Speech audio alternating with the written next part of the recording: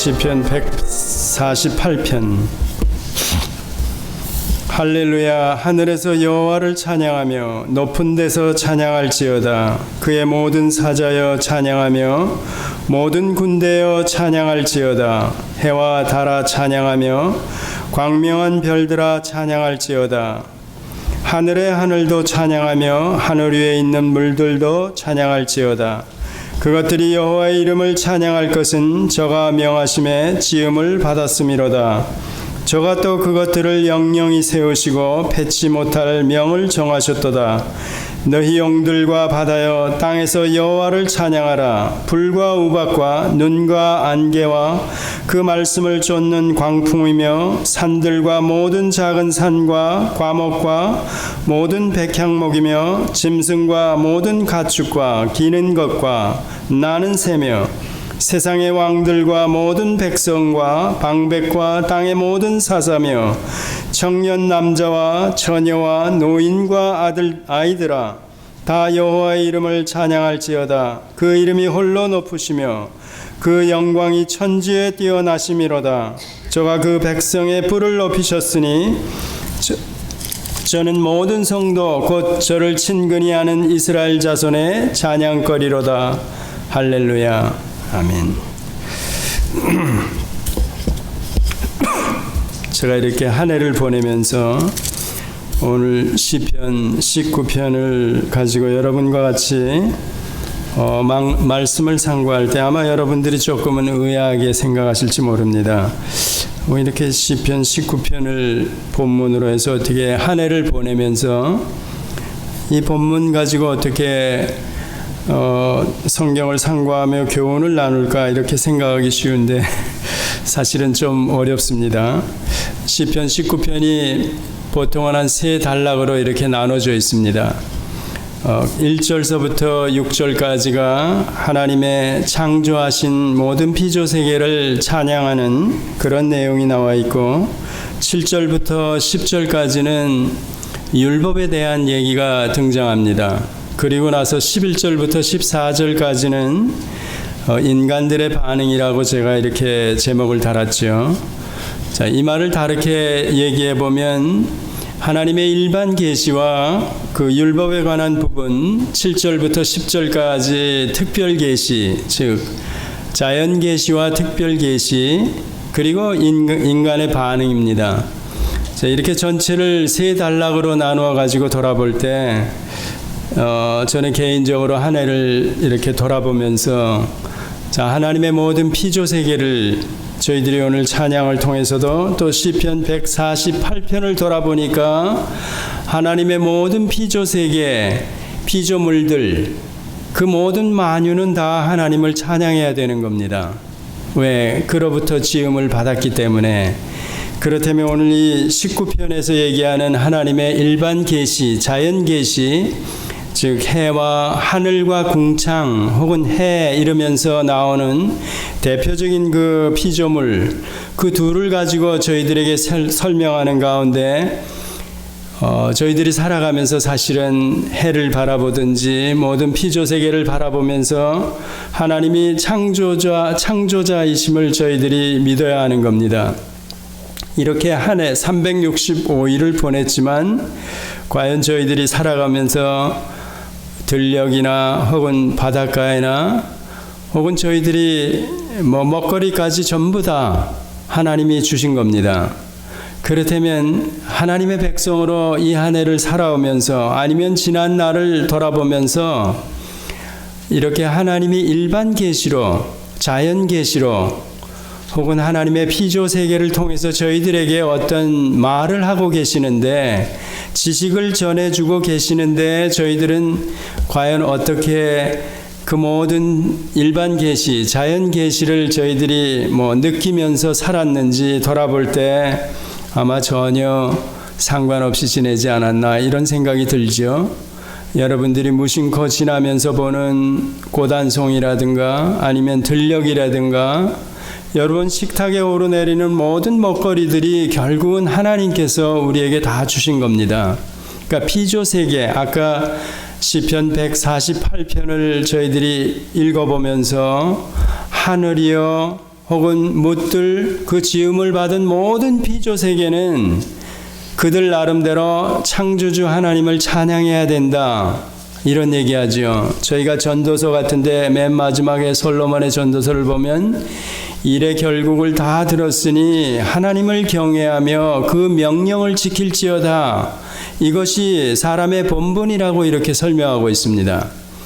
그렇다면 사람으로서 마땅히 하나님이 누구신지 또 하나님과 올바른 관계에서 살아가는 저희들 또 구원 얻은 하나님의 백성이 된 저희들의 입장에서는 모든 세계가 이제는 다 달라져 있는 겁니다. 구원 얻기 이전에는 이 세상이 뭐 저절로 생긴 거지?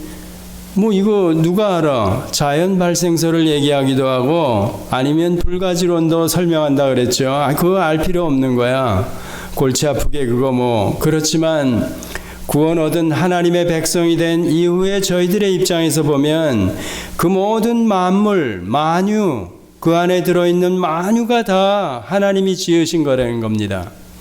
그렇다면 저희의 삶이 하루하루 살아가면서 이 모든 피조 세계를 볼 때마다 하나님을 찬양 안 할 수가 없다는 얘기입니다.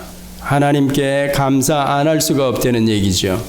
그러면 한 해를 돌아보면서 이렇게 자연 계시를 통해서 일반 계시를 통해서 저희들에게 알려주신 모든 내용을 제가 어떤 관계로 살아왔는가 상당히 무관심하게 살아왔겠지요.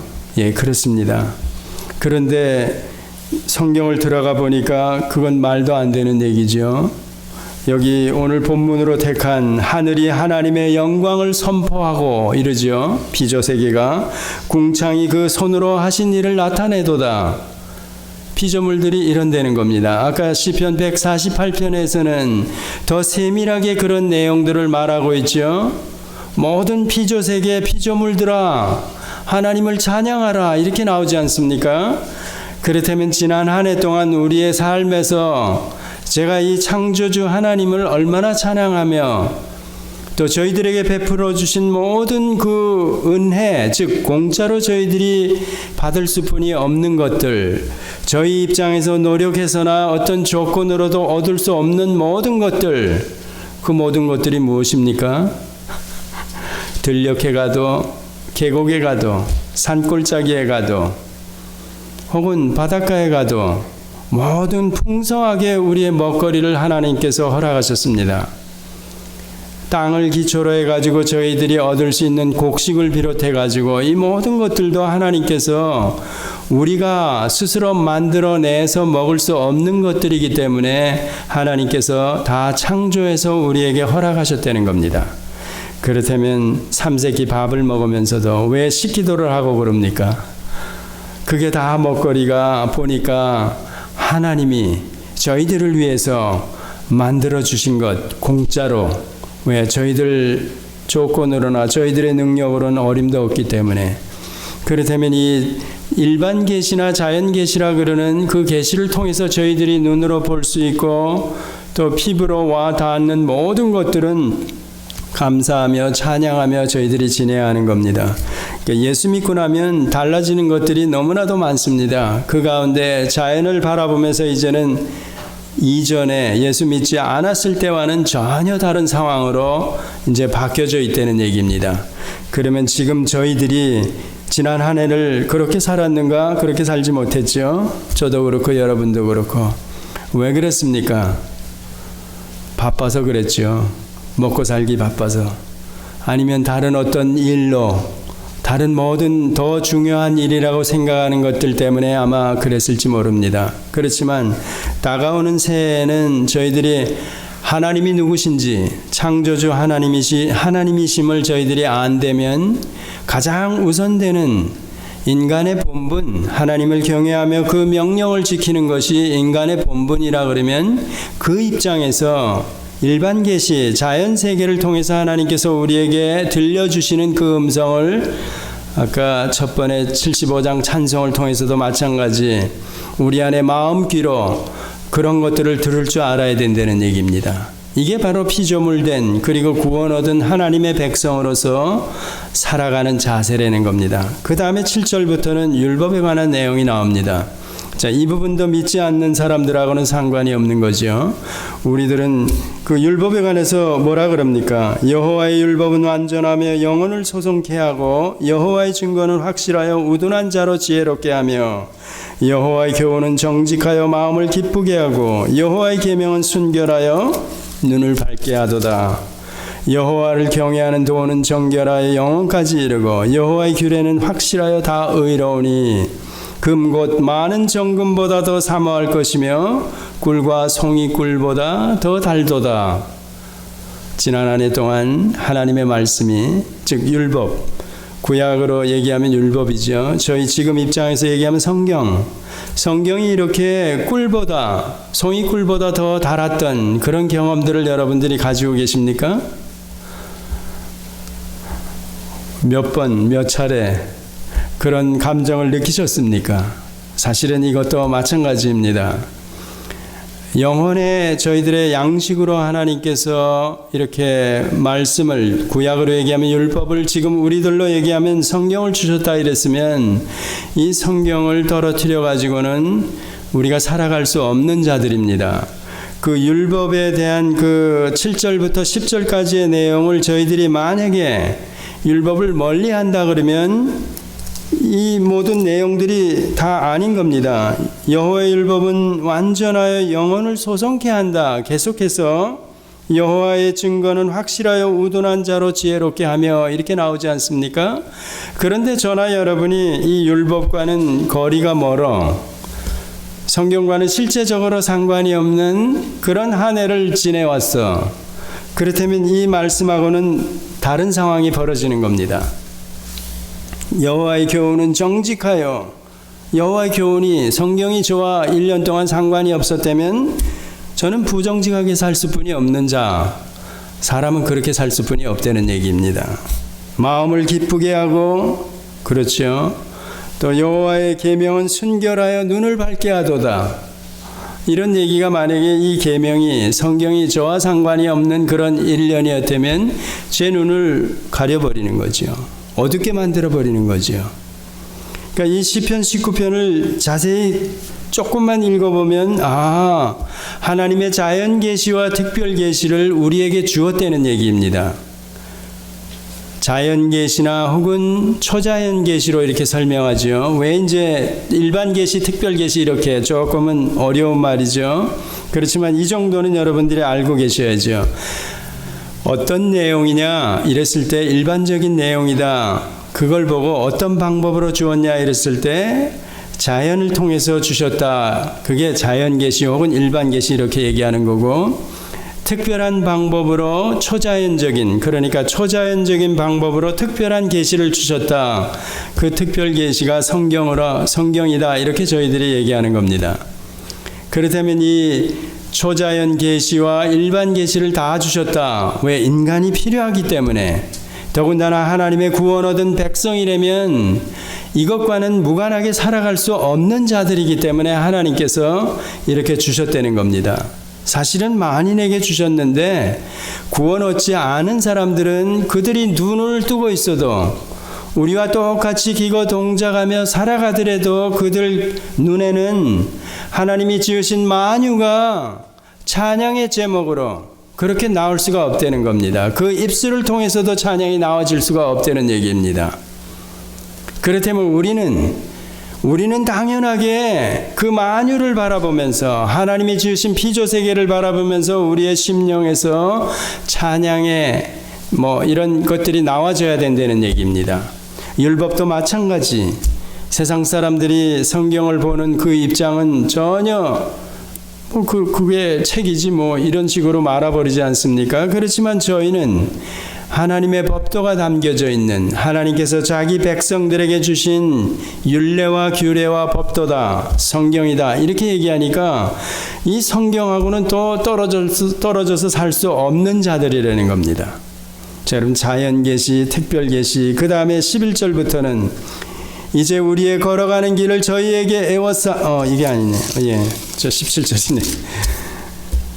또 주의 종이 이로 경계를 받고 이를 지킴으로 상이 크니이다. 자, 이런 얘기도 만약에 율법이 저와 상관이 없는 거라면 하고 여러분이 다른 입장에서 보면 이 말씀이 틀린다는 얘기입니다. 자기 허물을 능히 깨달을 자 누구리요? 나를 숨은 허물에서 벗어나게 하소서. 그 율법의 기능이 그렇다는 얘기입니다. 우리 하나님의 백성들에게 또 주의 종으로 고범죄를 짓지 말게 하사 고의로 짓는 죄라 그러죠. 그 죄가 나를 주장치 못하게 하소서.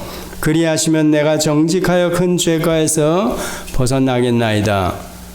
그렇습니다. 하나님의 백성이기 때문에 이 율법을 가까이 했을 때만이 이런 죄가 나와지지 않는다는 얘기입니다. 그러면 지난 한 해를 돌아보면서 여러분이 성경과 멀어진 삶을 살았다면, 또 자연 모든 피조세계를 보면서 우러나와서 찬양이 드려지는 그런 삶을 살지 않았다면 우리는 이 인간의 반응이 어떻게 나타나는가 하는 부분 12절부터 14절까지가 실제로 이렇게 나타난다는 겁니다. 고범죄를 짓는 자로, 또 죄가 나를 주장하는 자로, 죄의 종으로 이런 식으로 드러난다는 겁니다. 그 모든 것들을 하나님께서 막아주시는 게 율법이고 지금으로 얘기하면 성경이라는 얘기입니다. 14절에 그래서 나의 반석이시여 나의 구속자이신 여호와여 내 입의 말과 마음의 묵상이 주의 앞에 연락되기를 원하나이다 이렇게 얘기하죠. 14절 마지막 절을 보면 그게 마치 로마서 12장을 들어가면서 마찬가지입니다. 우리의 전체 삶, 그러니까 겉으로 드러나는 저의 마음에 담겨졌던 말이나 드러나는 어떤 모든 삶의 그 모습들이나 아니면 제가 마음속에 가지고 있는 모든 것들이 주님 앞에 연락되기를, 즉 제물로, 산 제물로 이렇게 드려지기를 원한다 이런 얘기입니다. 사실은 이 시가 다윗의 시인데 사실 굉장히 놀라운 거죠. 창조주 하나님을 찬양하며 정말 구속함을 받은 자로서 자연을 바라보는 그런 입장이 어때야 하는지 우리에게 지금 교훈으로 주고 있고, 그 뒤에 율법에 관한 그 입장도 마찬가지로 저희들에게 설명해 주고 있는 겁니다.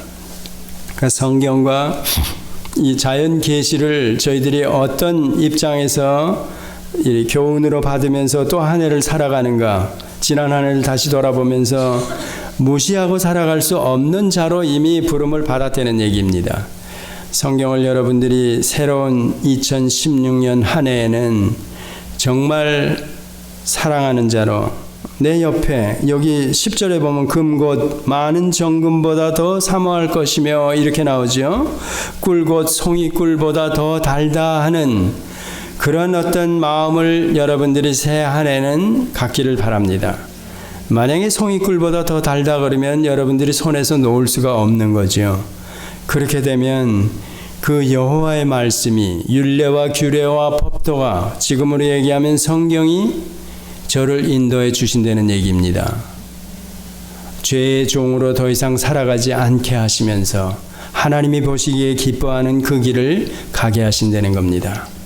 새로운 한 해가 자연 환경을, 모든 자연을 바라보면서 찬양하는 자로 살아가시고, 또 율법을 사랑하는 자로, 율법을 항상 곁에 가지고 계신 자로, 그 율법이 나를 인도하는, 성경이 나를 인도하는 그런 삶으로 살아가시기를 바랍니다. 기도하시겠습니다. 하나님 아버지, 2015년이라는 다시 돌아올 수 없는 한 해를 매일매일 새날로 저희들에게 허락하여 주셨습니다. 이 365일 기간 동안에도 건강한 모습으로 저희들이 살게 하여 주시고, 하나님을 찬양하는 자로, 또 율법을 순종하는 자로 이렇게 불러주셨습니다. 되돌아보면 우리의 입술에서, 우리의 마음에서 하나님을 얼마나 찬양했는지, 또 나의 길이며 길잡이가 되는 이 성경을, 율법을 얼마나 가까이 하며 교훈을 받고 가르침을 받으며 그 율법을 사랑했는지 부끄럽게 한이 없습니다. 아버지 하나님, 다가오는 새 한 해에는 이 율법을 더욱더 사랑하게 하여 주시고 제 옆에서 떠나지 않게 하여 주시옵소서. 또 우리가 살아가는 발 딛고 살아가는 이 세상 만유 만물들을 바라보면서 구속함을 받은 자로 하나님을 찬양하는 그런 자로 살게 하여 주시옵소서. 예수님의 이름으로 기도드렸습니다. 아멘.